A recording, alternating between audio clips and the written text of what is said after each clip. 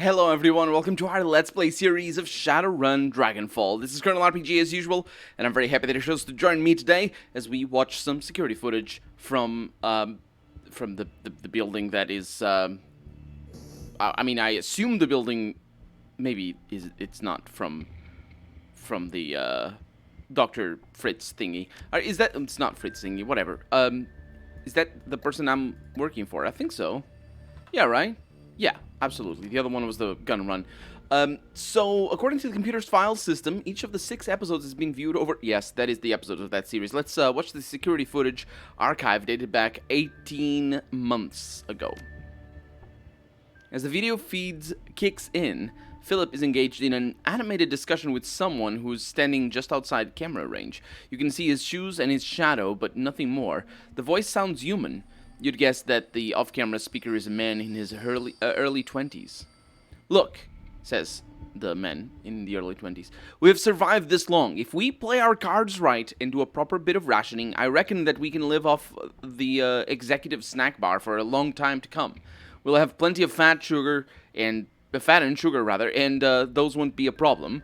We've got mixed nuts for protein, and we can get our vitamins and minerals from diet bars. There aren't many of those, but like I said, we'll ration. I'd be willing to bet that we can hold out for 2 to 3 months on what's stashed away in that snack bar. We're sure to be rescued before we run dry. You're fooling yourself, man, says Phil, ignoring an unpleasant truth rather than facing it. We have to accept the fact that we could be stuck in here for the long haul. The snacks are great and all, but they can't be our staple food stuff. We need to stretch them out as far as humanly possible.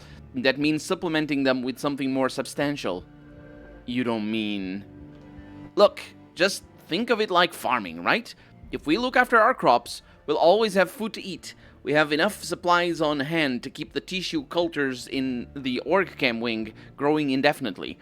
What I'm talking about is growing meat for our own survival. That's all it is. Meta-human meat, Phil. Synthetic hearts and livers and kidneys grown to be implanted into people like you and me. You're talking about eating people parts. It's fucking disgusting, and I won't do it. Unless you fancy dying of malnutrition, you're gonna have to. You know that as well as I do. Organ meats are rich in vitamins and minerals. Choline, CoQ10? Sure. Vitamin D, bioavailable iron, all things that we're gonna need if we want to survive in the long term. You won't find much vitamin D in licorice sticks and choco nubs. You're talking like they're never going to rescue us. We're in Berlin, Heiner. What they? Who do you think is coming? We need to be prepared to survive here for a long time. Maybe years. And that means making the most of the resources at our disposal. You're talking about resorting to cannibalism, man. No, I'm talking about eating meat. The video feed flickers and winks out. You find yourself deposited back at the main menu. That was 18 months ago. A year and a half, obviously. 14 months ago. An image flickers onto the frame. Philip, leaning against the wall, listlessly chewing on an unidentifiable hunk of cooked meat. He looks miserable. A drone comes to inspect him, and he pushes it away. Heiner's voice crackles in over the intercom. Philip doesn't look up. I'm going now, Phil. No more arguments, okay? There's a long pause. In lieu of responding, Philip takes another bite of meat and gnashes at it with his teeth. I'll kill that fucking thing, you'll see. That goddamn Basilisk is going down. Once we can get down into the sewers again, we might be able to find a way out. This is our chance, Philip. Wish me luck. Philip says nothing. The video continues to play for a time, and then cuts to static. 11 months ago, the video feed flickers onto the screen. In it, you find Philip standing in the corner of the room that you're in now. He looks haggard, exhausted, and he carries a haunted look in his eyes. Heiner is notably absent. Cheap synthesized music pipes in,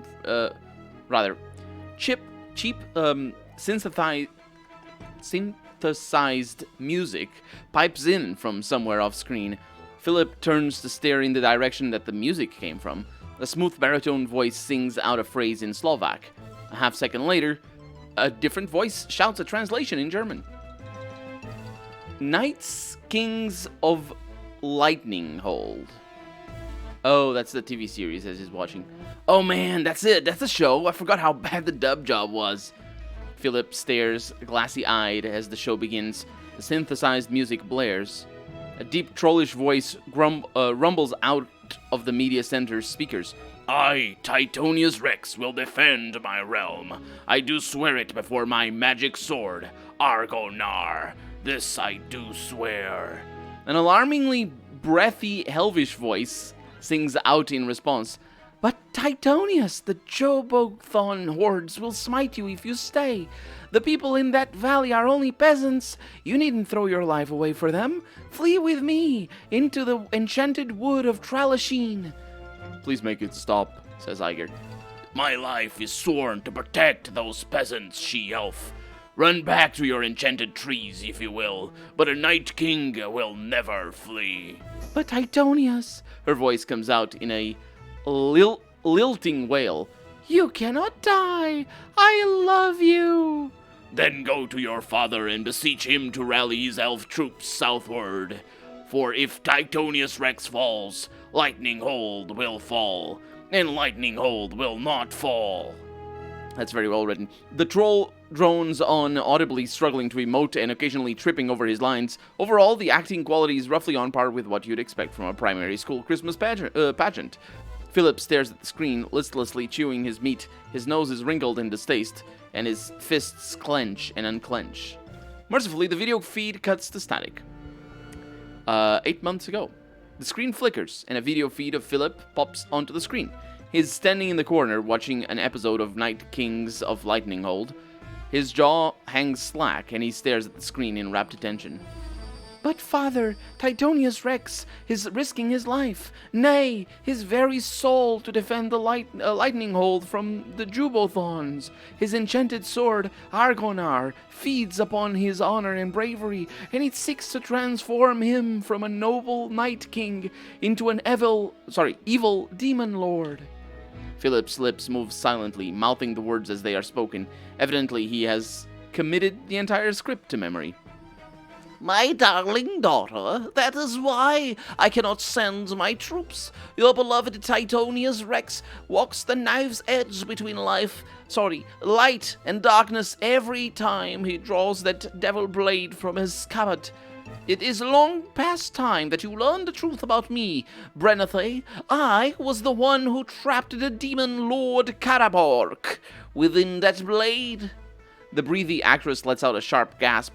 Phil mimes the motions, a tear begins to trace its way down his cheek. But father, you can't mean... Yes, my daughter, I was the one they called Thunder Spear, the sworn enemy of Titonius Rex's people, the Hunger Barbarian tribe. Then all of this is your fault.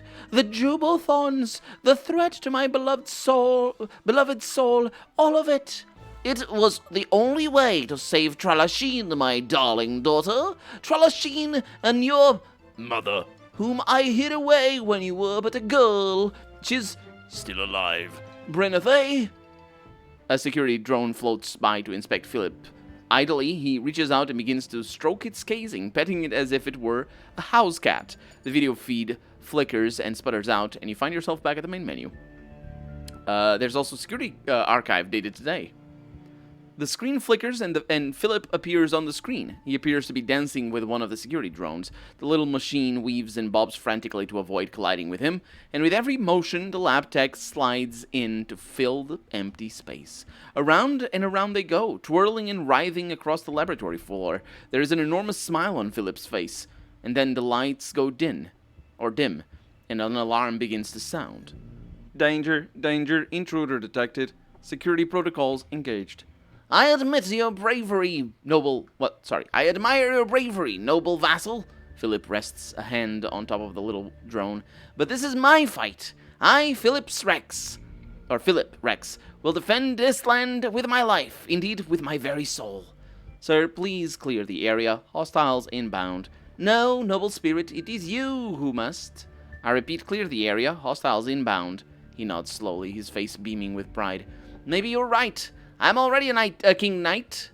Sorry, the other way around. A Night King. Perhaps this is your time to shine. I will not rob you of this moment of glory. I will allow you your moment in the sun, and when you return victorious, I will grant you lands and titles to reward your heroism. Please clear the area.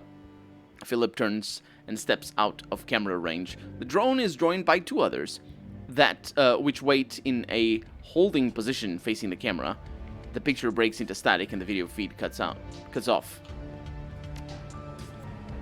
Well,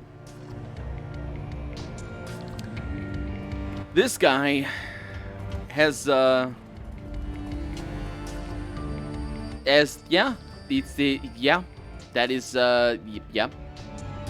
Well, we need the security things, clips, or whatever, the codes. He gave me 1. Was it for that door?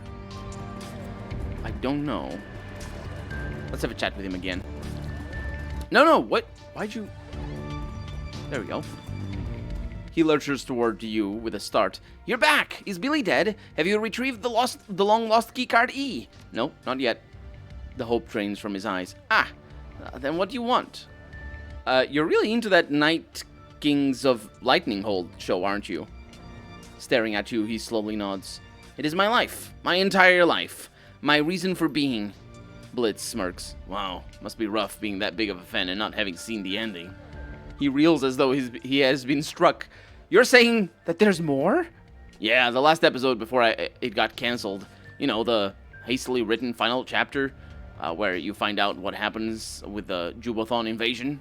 I had always thought that they had left the ending to the imagination, like a beautiful dream. He fidgets uncontrollably. But now the dream is over. I will never know peace until I have seen this conclusion for myself. He lurches forward, his hand clasped in supplication. You must help me. You must find a way to show me the final episode. I need it. Oh, I'm willing to bet that I could do that, Chief. This guy might not know how to disengage the quarantine, but I'll bet that I can. And once we have reestablished the building's matrix connection, it'd be no big deal for me to download the last episode for him to watch. If nothing else, it'll keep him occupied for a while. Yeah, I don't see why you shouldn't. Go ahead. Sure thing, Chief. The terminals in this building are all networked together, so I should be able to drop the quarantine from any computer in the place. Oh, thank you, thank you! Tears stream down his cheeks. This is the happiest day of my life! We'll do that. So, that is the place... Oh, yeah, we're climbing down. That is the place that we probably want to get in from. However... No, he's... Yeah, that's the place. Can I go in through there? Probably. This terminal Hi? Oh, right, that's ours. This terminal appears to contain an inventory control system for the Shadowrun Biosciences merchandise. The items are spelled out in amber lettering against solid background. And that's what... Yeah, let's have Blitz disengage the building's quarantine protocols. Alright, Chief, watch me work. Blitz plugs his cyberdeck into the terminal and punches the escape key with a flourish. A second later, he hits the Y key.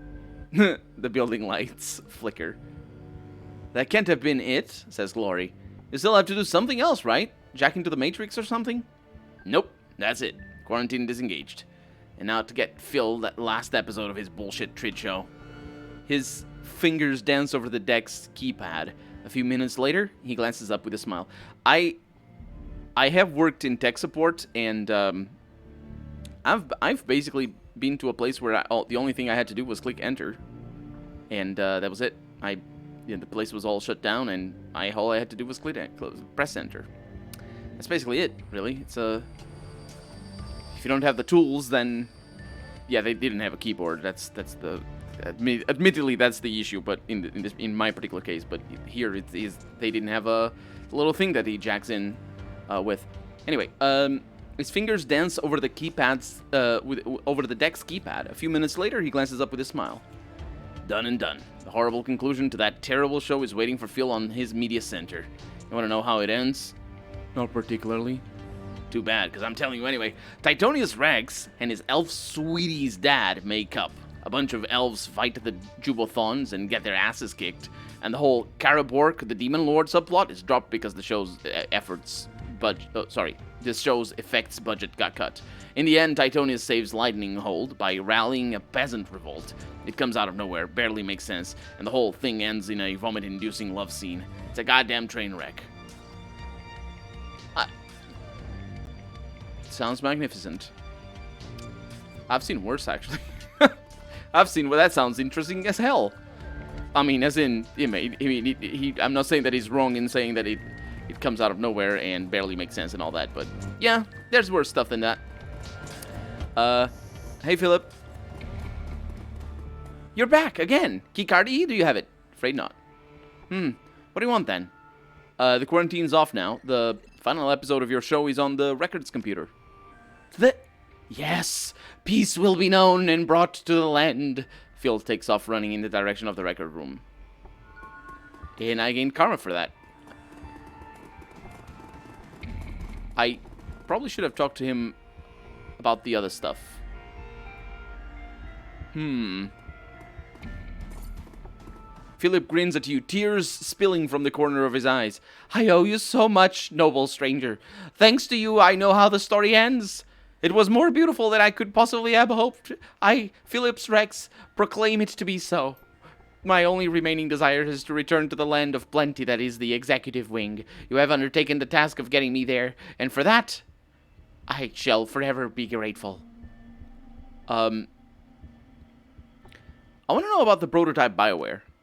He shrugs. It's BioWare, pretty standard stuff. Paint editors, trauma dampers, orthoskin, things like that. And all of it was reverse engineered from existing BioWare products, right? I've read up on Sutherland's process. Yeah, that's right. Knockoffs. He nods slowly. Dangerous work. Illegal most places, but not here in Berlin. Our investor needed it that way. Well, I guess that explains why Exekibel didn't hire the company in Spain. Or didn't hire a company in Spain. He nods eagerly. Yeah, too risky. Here in Berlin, no problems with the law, because there's no law. Just have to be careful. All for naught now, though. Our copies were good, just like the real thing, but who cares? It's all just meat in the end. Not for me it isn't. I need that stuff, and I'm not leaving it without it. I'll get me into the executive wing, and we can both have what we want. Fill your pockets, take whatever you like. I, on the other hand, will avail myself of the snack bar. So, I didn't talk to you later. I didn't talk to him about any of this. Tell me about your peasantry. I love them. They're like my family. When I'm hungry, they're the ones who harvest the meat for me to cook from the cultured organ lab. When I'm in need of company, they keep me warm. Sounds cozy. It is. You killed 3 of them, but I can activate more. He rubs his chin, grinning. They will return to me, and I will show them the love that only a true ruler can. I will bathe them in my affection. And that's enough of that. Let's change the subject, okay? Well, of course. What do you need? I want to know a little bit more about the underworld. The nether realm that lies beneath the hallowed halls of Sutherland Bioscience. A nightmarish labyrinth of dripping pipes and filthy brickwork. Billy rules supreme down there now. To set foot into the underworld means certain death. Strange that somebody would build a labyrinth under a biotech company. It is, isn't it? It's a mystery. A conundrum. What could they have intended it for? The torture of the innocent? Or perhaps the builders had the prescience to foresee the coming of Billy? Or maybe they intended it for basic sanitation. It's a sewer too, by the way. His voice lowers to an ominous whisper. But it is also a nightmarish labyrinth of... Yeah, gotcha. Let's talk about something else. Very well. What happened here? What caused the lockdown? A calamitous series of events. It began with a spilled cup of soy calf and ended in terror and blood. He falls silent. There is a long, awkward pause. And? You want more? Yeah, that wasn't an explanation. He sighs. Well, then you shall have one. Where to begin? On the morning of the lockdown, all was well. Gisler, an executive, was making his rounds, walking from console to console to check up on us. He held a bubbling cup of soy calf in his stubby little hands. We all knew that food and drink were forbidden outside of the employee lounge, but Giesler was a proud man, and he would not obey the rules. His pride was our undoing. He tripped and fell, and his soy calf spilled into a console in the animal testing wing. There was a terrible snap of short circuits, coupled with a stench of ozone. All over the building, emergency lights flashed and alarms blared. The building went into quarantine mode. He raises his voice and gestures theatrically. Doors locked and shutters slammed close. We were all trapped like rats inside, but we were not afraid. We were sure that the malfunction would be fixed within the hour. We did not know what was coming for us. Unbeknownst to any of us, Giesler's devil beverage had done more than initiate a false quarantine.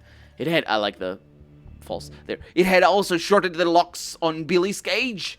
The albino basilisk slipped its bonds, and in that moment, its reign of terror began. His voice climbs to a roar. Within a half hour of the spill, Billy had slaughtered everyone who could have disengaged the lockdown. The executives were torn limb from limb. Their business attire was shredded. Their expenditure reports bathed in blood. And the rest of us were trapped inside with a savage beast. He falls silent, blinking, as you watch his expression clouds. When he speaks again, his voice is small. In the end, only Heiner and I remained. We managed to trap Billy in the underworld, but there was no hope for us to escape. Why not? Couldn't you just call for help? No, comlinks don't work in here. No reception, and the quarantine cut off our matrix access. Einer and I found ourselves completely isolated from the outside world, with a terrible creature running loose in the basement. Our choices were to give up and die, or make the best of it, really. The manic cheer that you've come to expect floods back into the lab tech. He spreads his arms wide, a knowing smile on his face. And as you can plainly see, we chose the latter. We persevered and eventually transformed this husk of a building into the glorious kingdom that you find yourself standing in today. It was all for the best in the end. I tamed this land, and I have grown to love it. I will never live anywhere else. Okay, I gotta go. I'll see you around. Yeah, later. He always says that for the I gotta go thing. Where was I? Right, over here. So, that thing is locked.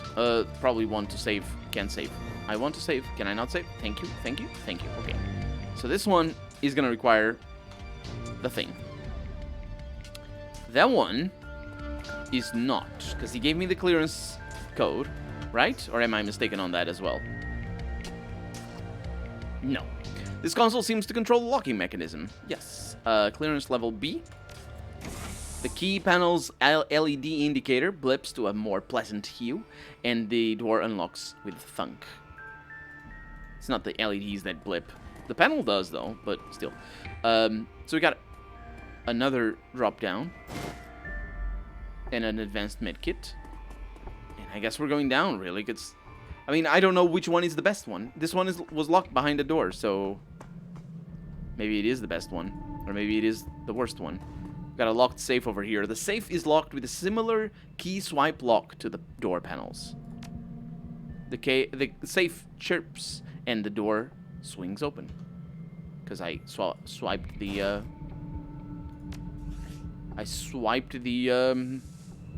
key card. I got an auto injector schematic for Bliss. Good. Unfortunately, this is a dead end. Unless, of course, I could have used my drone for something more. Let's hope that this one is not where I need to go, because you never want to go to where you want to go. No, I think this one is the one where I want to go. Kind of want to find the other... Oh, okay. We're, of course, in the lair of the Basilisk. There's a locked door up there. I fully expect us to get into serious trouble. That's why I'm saving all the time. Like serious trouble as in I do a bad job and one of us dies on the spot. The Basilisk. 67 nuyen. That's an amount. Didn't get a description of where I picked it up from. Is that a graffiti over there? It looks like it. Clearance B panel. Okay. So we're moving. And that is most likely the other place. We must make sure it is. I wonder why it's here. Maybe we're gonna have to fight something, and I'm gonna have to choose where to go. There's an NPC turn over there, which means there's a Basilisk moving, loaded into the level. The door is maglocked shut, and it appears that someone in the not-too-distant past has smeared its surface with feces. The door's key swipe access system has clearance B access only printed on its case. And we got another one of those things. Where's the feces machine? There's no feces machine here. No, there is a feces machine. There's too many feces. Oh, no. Well, that's going to be that for this episode. I'm Colonel RPG, and this has been Shadowrun Dragonfall. I really hope you've enjoyed it, and if you did, go ahead and leave a comment. Like the video if you want to see the next episode come out sooner rather than later. But above all, thank you so much for watching, and I hope I'll see you next episode. Bye-bye.